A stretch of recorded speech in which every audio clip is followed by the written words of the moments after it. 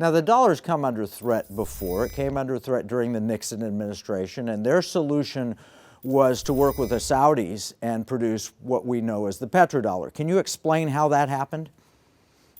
That was one of the most brilliant moves by Henry Kissinger and Nixon.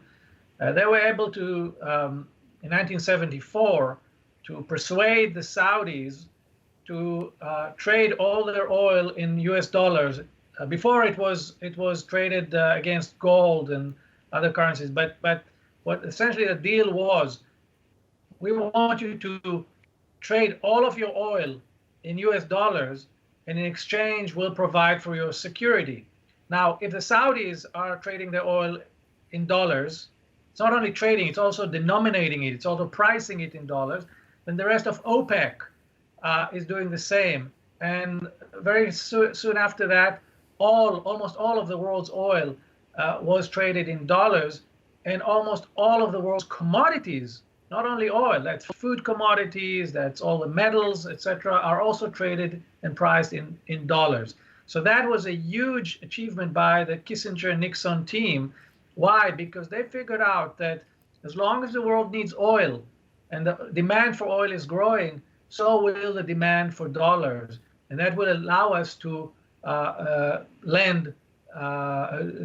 to borrow as much money as we need, essentially.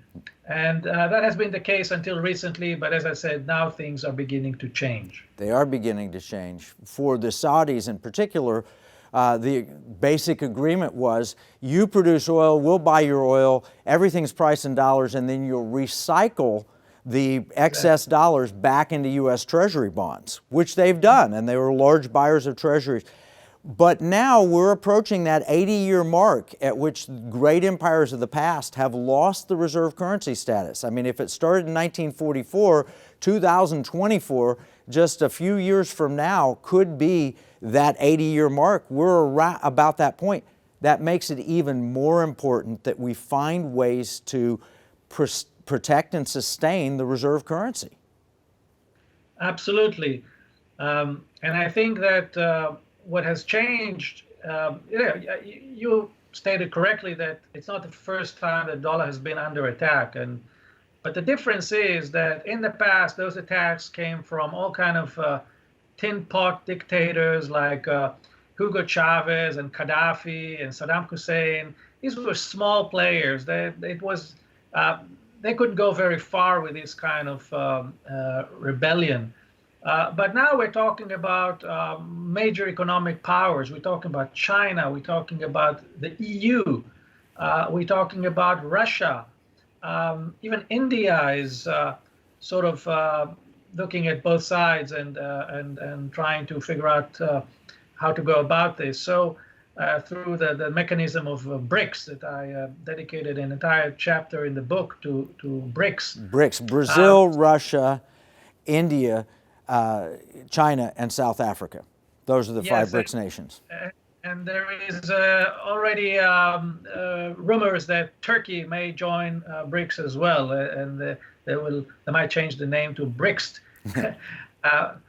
But these are big countries, these are big economies, and they are developing, and they're also conducting a lot of trade with each other.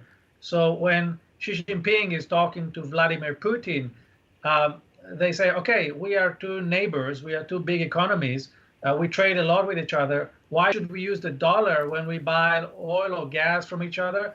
Let's use our own currencies, whether it is the ruble or the renminbi, and the hell with the dollar. We don't need to use the dollar in our bilateral trade. And I think those kind of conversations are happening all over the world now.